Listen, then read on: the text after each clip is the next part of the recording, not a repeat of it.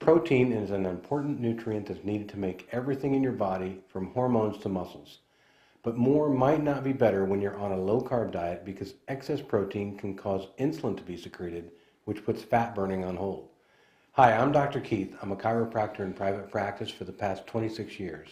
And I'm Dr. Becky. I'm a college instructor of the science of nutrition, and you're watching Two Fit Docs, where we turn weight loss resistance into weight loss results. And we use Dr. Keith here as our show and tell project. That's right. I've been following a low-carb diet for the past 15 weeks, and I've lost 38.8 pounds altogether. Yeah, and this week has really been special because you reached a special milestone. Yeah, so this week I lost almost 2 pounds and broke the 200-pound mark. Yeah. So I am back in the 100s for the first time in probably close to 30 years. I imagine it has been that long, and you know what, you're looking great, and I'm really proud of you. It's been great to watch. We would have to say, though, that the secret to your very consistent weight loss hasn't just been that you've been eating low carbs. You're also keeping your fats high, you're keeping your fiber high, and your protein, well, that is not quite been as high. Keith is keeping his protein at a moderate level, and for good reason, and that's the focus of our video today. Right, so we know that many people who have trouble losing weight, me included, have a problem with the way their bodies react to insulin, which is what we call insulin resistance. So they do best on a low-carb diet. Yeah, and that's because carbohydrates are the foods that cause your blood sugar level to go up, which causes your pancreas to secrete insulin. So fewer carbs means less insulin is secreted, so a low-carb diet sort of bypasses insulin resistance. Right, but a common problem we see is that when someone decides that, okay, it's time to cut my carbs, they replace the lost carbs with more grams of protein.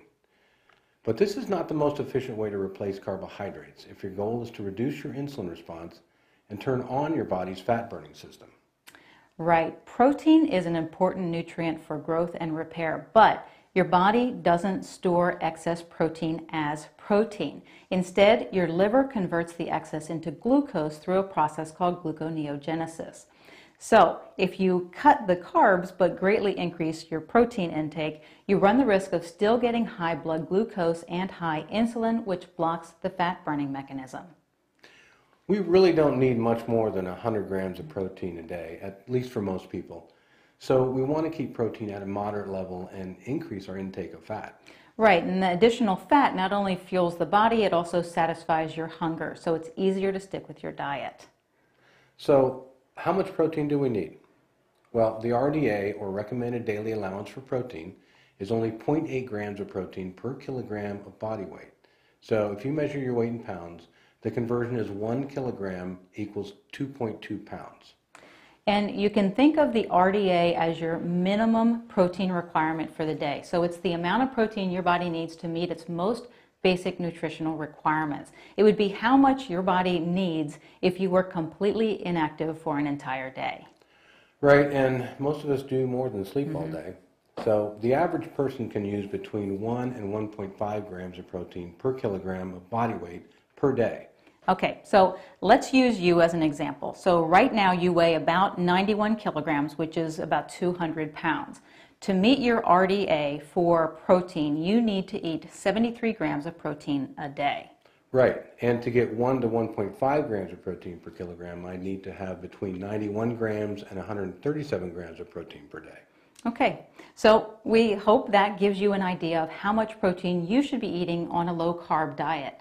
Keeping his protein intake at a moderate level is one of the strategies that Keith has been using to lose weight consistently for the past 15 weeks now.